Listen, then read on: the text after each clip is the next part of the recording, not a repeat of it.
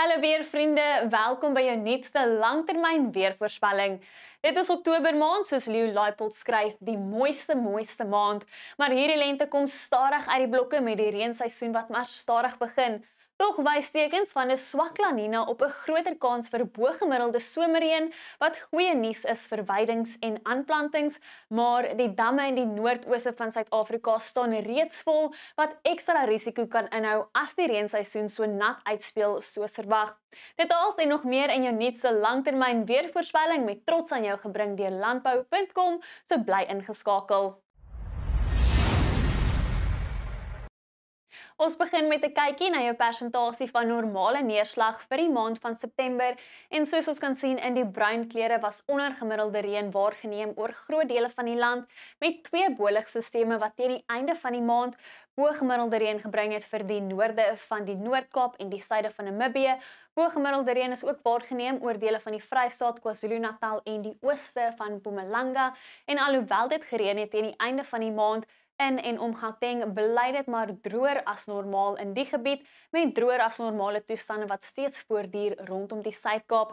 As ons kyk na die nuutste damvlakke oor dele van die Wes en die Oos-Kaap, lyk die damme goed oor die verre westelike gedeeltes van die Wes-Kaap, waar die damme vol of amper vol is, maar die damvlakke bly daal hier rondom die Suid-Kaap, met die reënkanse wat maar skraal lyk. Gelukkig val die Suid-Kaap in 'n heel jaar reënvalstreek, so daar is nog hoop vir goeie reën hierdie somerseisoen. As ons dan vorentoe kyk na die res van lente en die begin van somer, wys die Suid-Afrikaanse Weerdiens 'n moontlike neerslagkaart dat bo-gemiddelde reën kan voorkom op plekke in die noordooste, die suidooste en die suidweste van die land, met ondergemiddelde reën wat verwag word oor dele van die Noord-Kaap en die Vrystaat. Die Universiteit van Pretoria se voorspelling stem saam met die bo-gemiddelde reën wat verwag word op plekke in die noordooste, maar stem nie heeltemal saam met die voorspelling in die Noord- en die Suidwes-Kaap nie en wys ook ondergemiddelde reën op plekke in die Wes- en die Oos-Kaap. As ons dan kyk na jou temperatuurvooruitsigte vir die res van lente en die begin van somer, lyk dit of dit bo-gemiddeld warm sal wees in hierdie rooi kleure wat ons kan sien oor die sentrale en noordoostelike gedeeltes van die land, met koeler weer wat verwag word hier in die suidweste, maar hierdie rooi strokie wat deurkom oor die verre suidwestelike gedeeltes van die Wes-Kaap wat bo-gemiddelde temperature aandui, en ons sien dieselfde tendens as ons kyk na die Universiteit van Pretoria se kaarte, waar ons kan sien bo-gemiddelde temperature word die res van lente en die begin van somer verwag oor die sentrale en noordooste, met ondergemiddelde temperature oor dele van die Noord- en die Wes-Kaap, behalwe hier in die verre suidweste waar ons ook hierdie geel kleure sien wat bo-gemiddelde temperature kan aandui.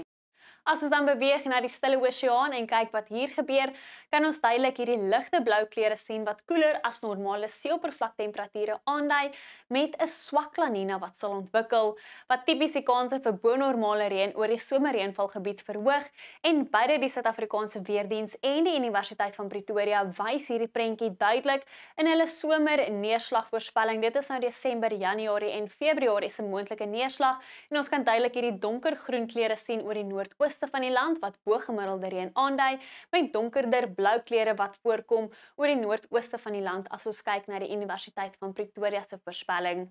Nou, alhoewel ons baie dankbaar is vir die reën wat verwag word, kan ons sien dat die groot damme oor die sentrale en noordoostelike gedeeltes van die land byna vol of stampvol is vir al die Valdam, en inteendeel is die Valdam die volste nog in die laaste dekade spesifiek vir September maand, met die dam wat tans op 102% vol staan teenoor die res van die jare voor dit. Daar is ook 'n duidelike korrelasie tussen die damvlak en die ensou toestand. Ons kan sien in El Niño jare was die damvlak heelwat laer na die winter in September, waar La Nina jare duidelik hoër damvlakke toon. Met 'n moontlike swak La Nina hierdie somer is daar groter kans op oorstromings, met min spasie vir ekstra invloei kan bo-gemiddelde reëns tot vloede lei. Die damme sal dus fyn bestuur moet word die volgende seisoen. As ons dan op 'n week tot week basis kyk na Oktober maand se reënvalafwykings, kan ons sien dat bo-gemiddelde reën verwag word op plekke in Mpumalanga en Limpopo, sowel as die kus van KwaZulu-Natal,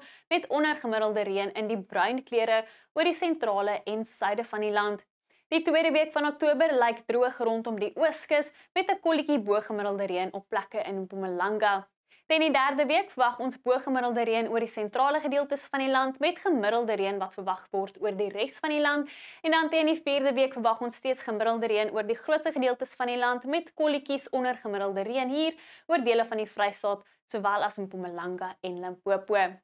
In kort, die lente het stadig weggespring en Oktober kan nog effens wankelrig voel, maar die kanse op somerreën verbeter veral as La Nina toestande wel inskop. Die groot storie is risikobestuur. Die damme staan reeds vol, so samewerking tussen owerhede en die publiek oor vloedbeheer en beplanning bly die sleutel. Dis hier waar die seisoen takties word.